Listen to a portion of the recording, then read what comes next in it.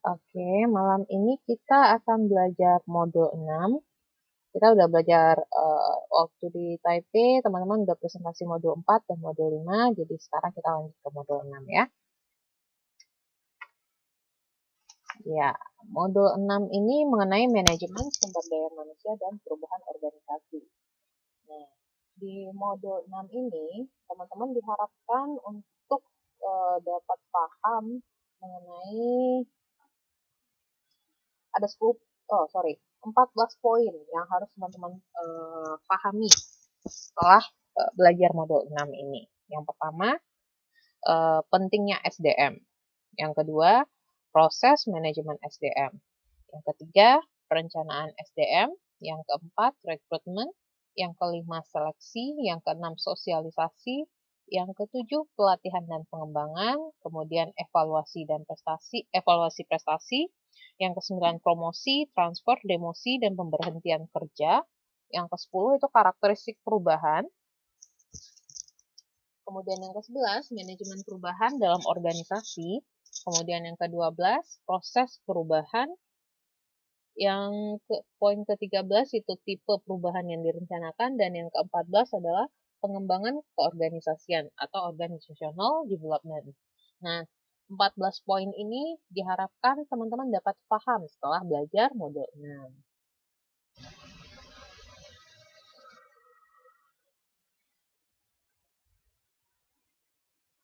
Ya, untuk kegiatan belajar 1, kita akan belajar mengenai manajemen sumber daya manusia atau manajemen SDA.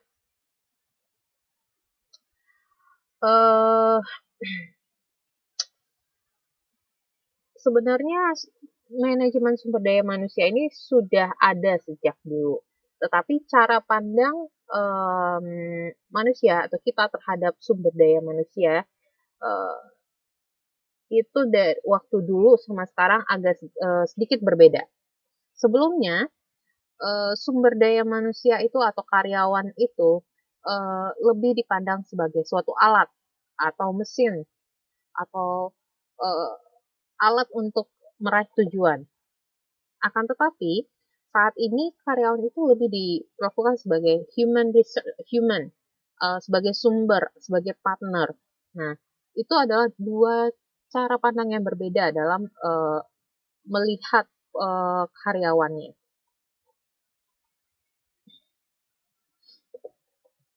Nah, kemudian kita masuk ke pentingnya sumber daya manusia. Silahkan dilihat tabel 6.1 di halaman 6.4. Apa-apa saja yang membuat situasi yang membuat SDM itu semakin penting. Yang pertama itu adanya persaingan yang semakin tajam. Yang kedua, ada organisasi yang semakin besar dan kompleks. Kemudian, pertumbuhan yang semakin lambat dan pangsa pasar yang menurun. Kemudian, adanya keterlibatan pemerintah yang semakin besar. Kemudian, pendidikan tenaga kerja yang semakin tinggi. Kemudian, perubahan nilai dan perubahan dalam situasi demokrasi karyawan. Nah, hal-hal situasi ini yang membuat SDM itu semakin penting saat ini.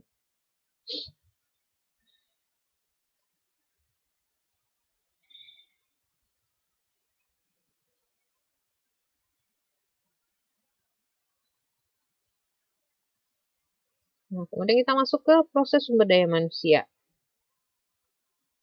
Nah, di gambar 6.1, itu teman-teman bisa lihat bagaimana proses sumber daya manusia itu.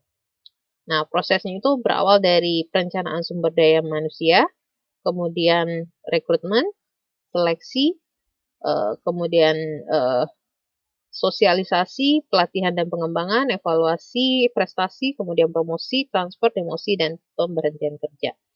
Nah, ini proses dari sumber daya manusia.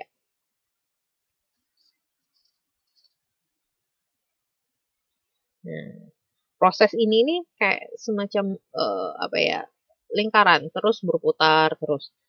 Sudah dari itu sudah sampai pada tahap akhir, balik lagi dia ke perencanaan sumber daya manusia.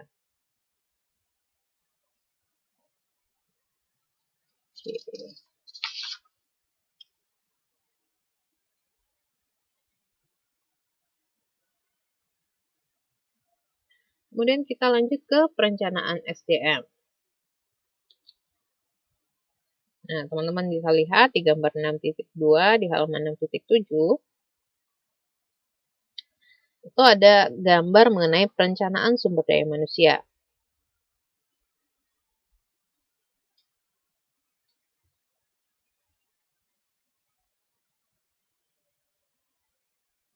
Nah, gambar yang 6.2 itu akan menjelaskan bagaimana perencanaan sumber daya manusia.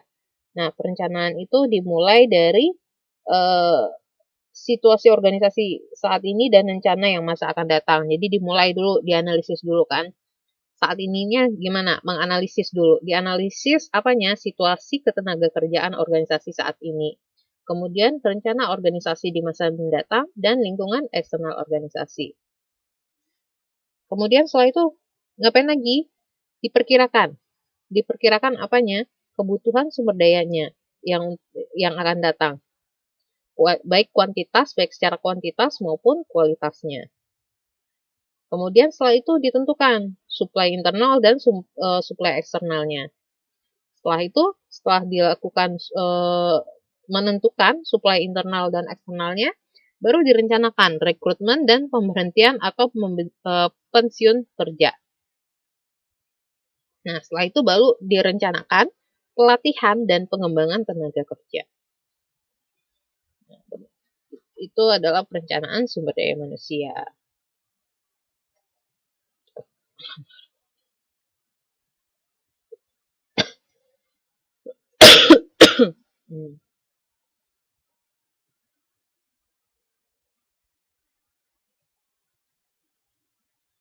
Nah, kemudian kita lanjut ke penarikan tenaga kerja.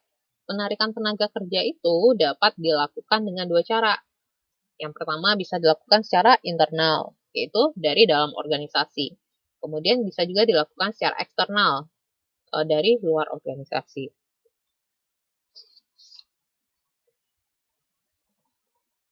Itu mengenai penarikan tenaga kerja. Kemudian kita masuk ke seleksi.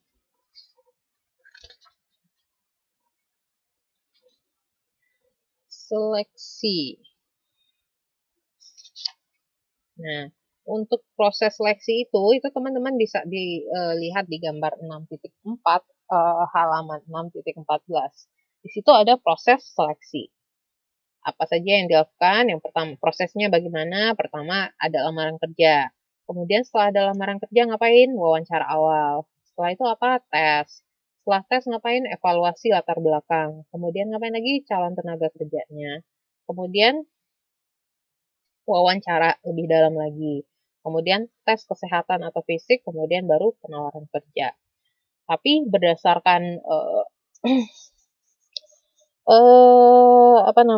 berdasarkan pengalaman saya, proses nomor 3 sampai 3, 4, 5, 6 itu bisa urutannya bisa berbeda.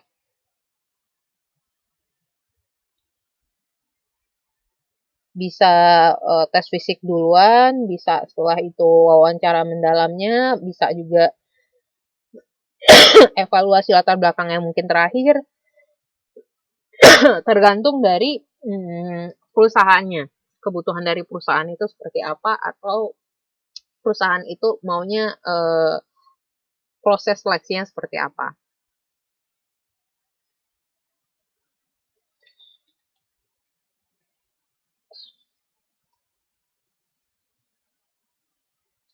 Kemudian kita masuk ke sosialisasi.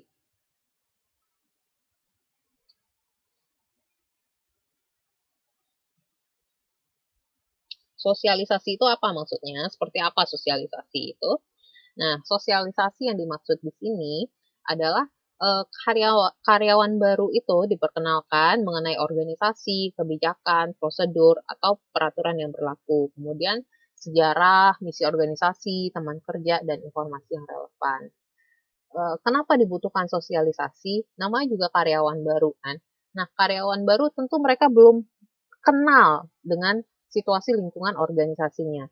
Oleh sebab itu, perlu dilakukan sosialisasi agar si karyawan ini dapat lebih cepat untuk beradaptasi dengan lingkungan organisasinya atau perusahaannya. Gitu. Kemudian kita masuk ke pelatihan dan pengembangan. Itu teman-teman lihat di gambar 6.5, halaman 6.18. Di situ ada langkah dalam pelatihan dan pengembangan. Yang pertama harus dilakukan itu adalah menganalisis kebutuhan pelatihan. Jadi dilihat sumber daya SDM-nya ini yang dibutuhkan pelatihan apa? Apakah pelatihan misalnya pelatihan komputer kah, atau pelatihan apa ya, ya macam-macam kan jenis pelatihannya, tergantung dari karyawan atau SDM-nya itu yang dibutuhkan apa gitu kan. Kemudian menentukan tujuan pelatihan, buat apa pelatihan itu dilakukan. Kemudian merencanakan dan mengembangkan program pelatihan. Kemudian setelah itu menjalankan pelatihan dan pengembangannya, baik on the job maupun off the job. Kemudian dilakukan evaluasi pelatihan dan modifikasi pelatihan. Seperti itu.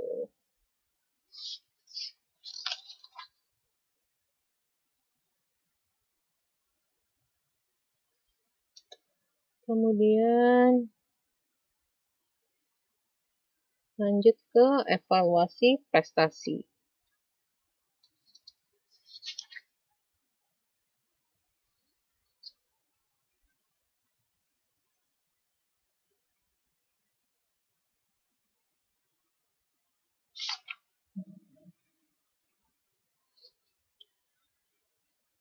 Evaluasi prestasi itu adalah evaluasi formal terhadap prestasi anggota organisasinya.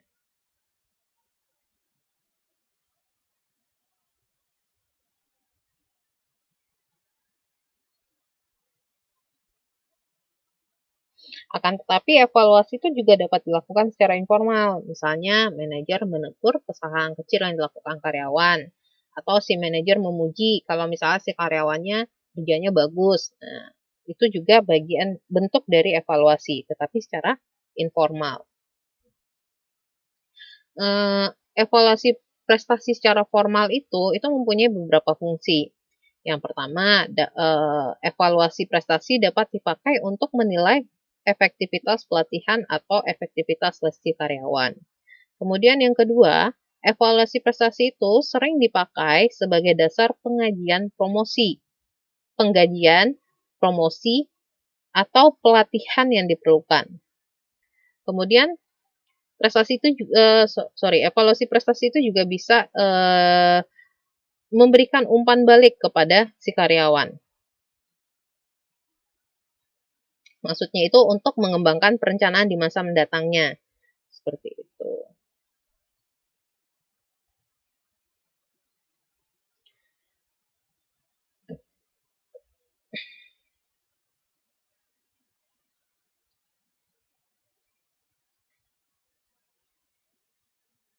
Nah, bagaimana atau siapa yang melakukan evaluasi prestasi itu? Evaluasi prestasi itu dilakukan melalui beberapa cara rating. Nah, rating ini maksudnya membandingkan prestasi karyawan dengan standar yang telah ditentukan. Ada beberapa cara rating di dalam buku ini. Pertama, rating oleh atasan terhadap bawahan. Kemudian, rating oleh sekelompok atasan terhadap bawahan. Kemudian, rating oleh teman kerja. Kemudian, rating oleh bawahan terhadap atasan. Nah, itu beberapa cara dari rating.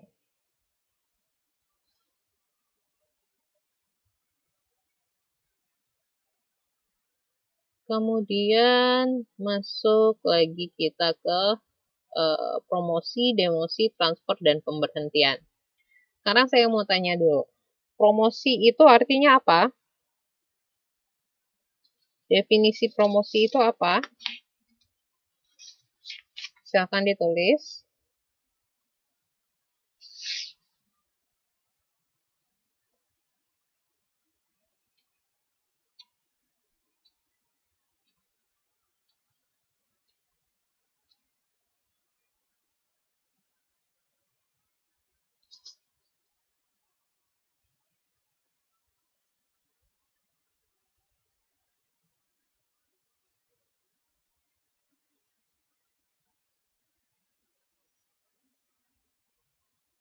Yang di buku itu dimaksud dengan promosi di sini ini apa? Oh, upaya menawarkan produk. Teman-teman, buku kita beda ya. Promosi di sini yang di dalam organisasi ya, yang dalam buku manajemen kita ya.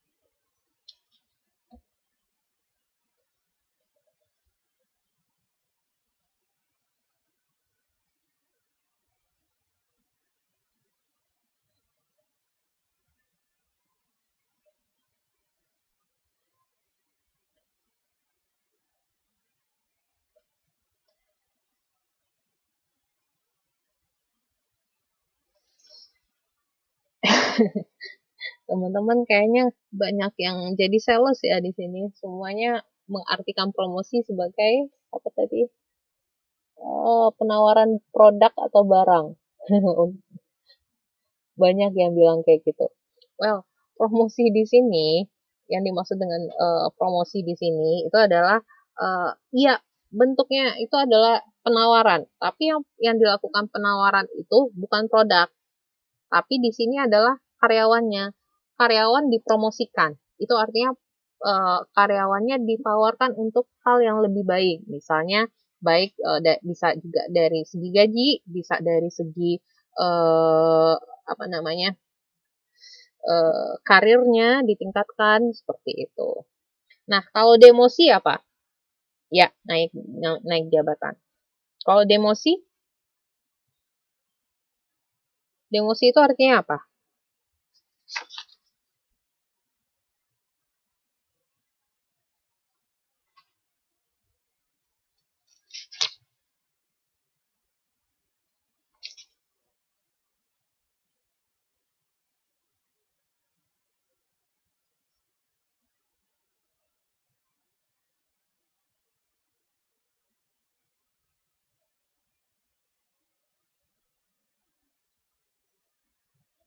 Demosi.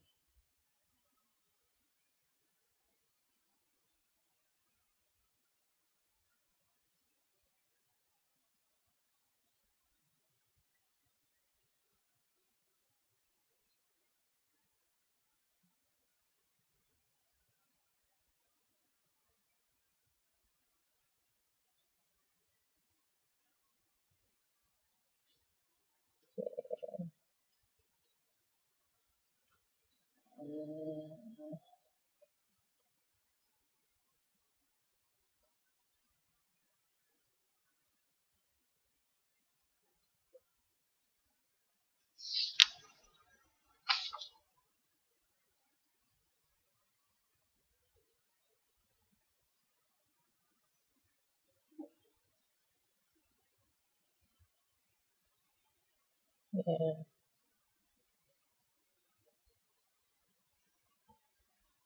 oke. Demosi itu simpelnya itu adalah penurunan jabatan. Ya. Jadi begini, uh, ada beberapa hal yang bisa dilakukan apabila si karyawannya itu melakukan uh, apa namanya kerjanya bagus atau kerjanya nggak bagus. Bisa dengan promosi, demosi, transfer, dan pemberhentian tenaga kerja. Nah, kalau promosi tentu dia melakukan hal yang baik kan, si kerjanya si karyawan ini baik, dia dipromosikan untuk naik jabatan atau gajinya dinaikkan. Kalau kemudian kalau misalnya kerjanya nggak baik, bisa yang dilakukan yang pertama itu adalah ditransfer dulu. Ditransfer mungkin ke tempat yang lain atau ke bagian lain. Nah, kalau si karyawannya ini masih melakukan kerja yang masih buruk, kinerjanya masih buruk, baru dilakukan demosi. Demosi itu adalah penurunan jabatan. Nah, setelah dilakukan demosi, penurunan jabatan, pekerjaannya ini kinerjanya masih jelek juga, nah baru dilakukan pemberhentian tenaga kerja. Nah, itu cara terakhir apabila transfer atau demosi tidak berefek pada si karyawan tersebut.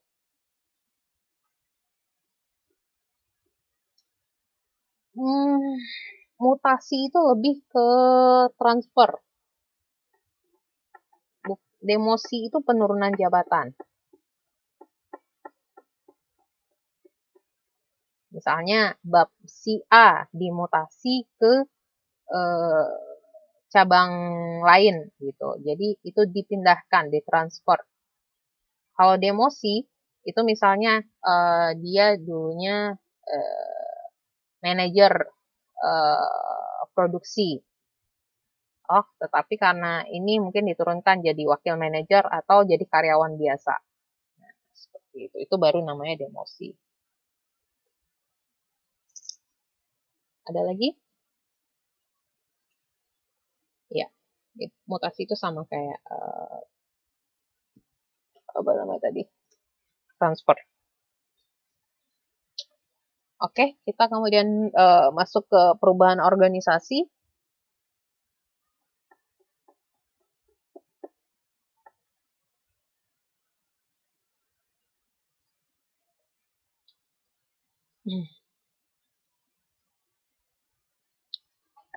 Yang pertama, dalam organisasi itu pasti ada perubahan, baik itu secara eksternal maupun internal. Contoh perubahan eksternal dari sebuah organisasi itu misalnya IBM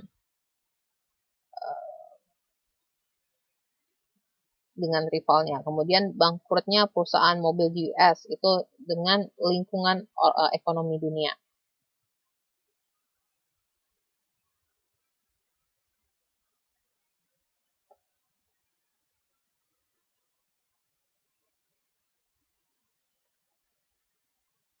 Nah, yang di IBM ini yang menyebabkan perubahannya itu ya karena rivalnya atau pesaing bisnisnya IBM ini kinerjanya lebih bagus gitu kan. Jadi IBM harus melakukan perubahan pada organisasinya supaya dia bisa bersaing di pasarnya. Kemudian bangkrutnya perusahaan mobil di US. Nah, ini pengaruh bangkrutnya mobil di US ini adalah karena lingkungan ekonomi dunia. Jadi bukan dari perusahaannya itu sendiri ya, tetapi ini lebih efeknya berefek dari lingkungan ekonomi dunia yang berefek kepada buruknya performance perusahaan mobil di US. Nah, seperti itu.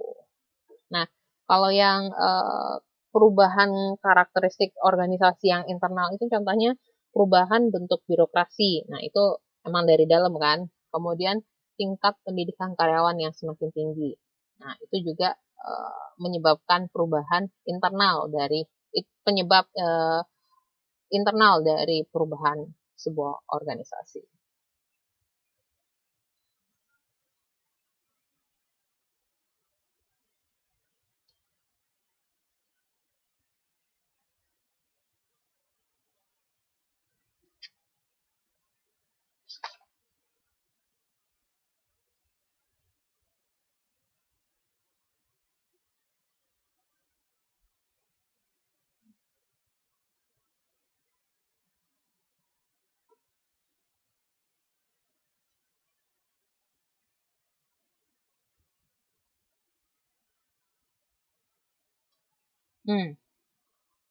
Perubahan dalam organisasi itu, si manajer ini kan perlu kan memahami kenapa perubahan itu dan bagaimana perubahan itu terjadi dan bagaimana perencanaan perubahan itu dilakukan di perusahaan atau organisasinya. Nah, Kurt Lewin itu mengembangkan model force field untuk menjelaskan proses perubahan. Jadi, menurut model tersebut, perilaku manusia itu merupakan hasil keseimbangan dari dua hal. Apa saja? Yang pertama, kekuatan yang mendorong, driving, dan kekuatan yang melawan, restraining. Nah, bagian berikut ini menjelaskan proses tersebut. Proses yang drivingnya apa, restrainingnya apa. Nah, kekuatan pendorong perubahan itu bisa satu, teknologi baru, kemudian bahan baku yang lebih baik, kemudian kompetisi, kemudian tekanan pengawas.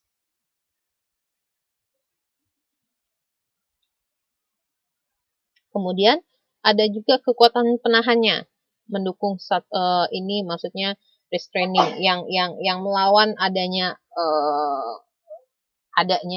perubahan. Yang pertama norma kelompok, kemudian yang kedua takut akan perubahan, yang ketiga perasaan puas terhadap kondisi sekarang, yang keempat keterampilan yang dipunyai saat ini. Nah, sekarang saya mau tanya sama teman-teman.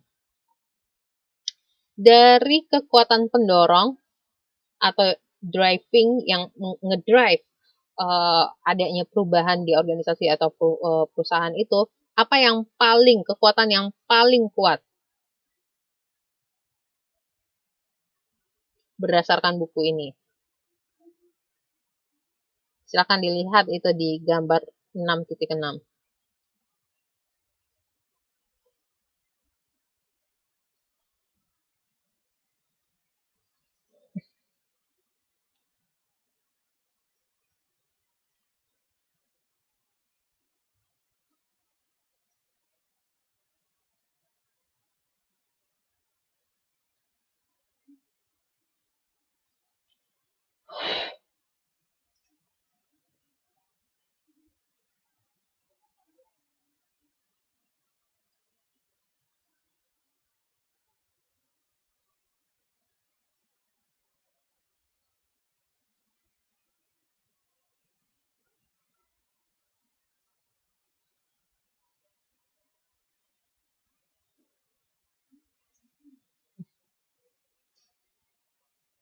Oke.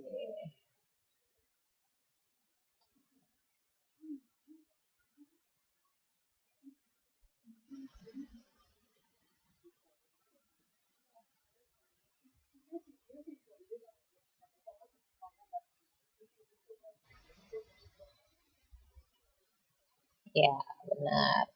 Yang kekuatan pendorong yang paling kuat di sini, di buku ini, berdasarkan buku ini adalah tekanan pengawas. Nah, kalau yang paling sedikit tekanannya untuk kekuatan pendorongnya apa?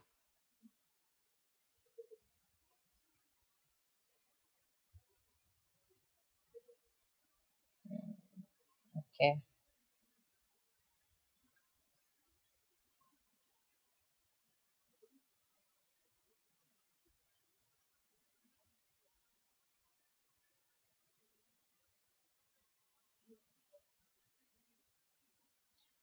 Ya, nah, bahan baku yang lebih baik. Kemudian, untuk kekuatan penahan atau restraining, itu apa yang paling menahan untuk adanya perubahan?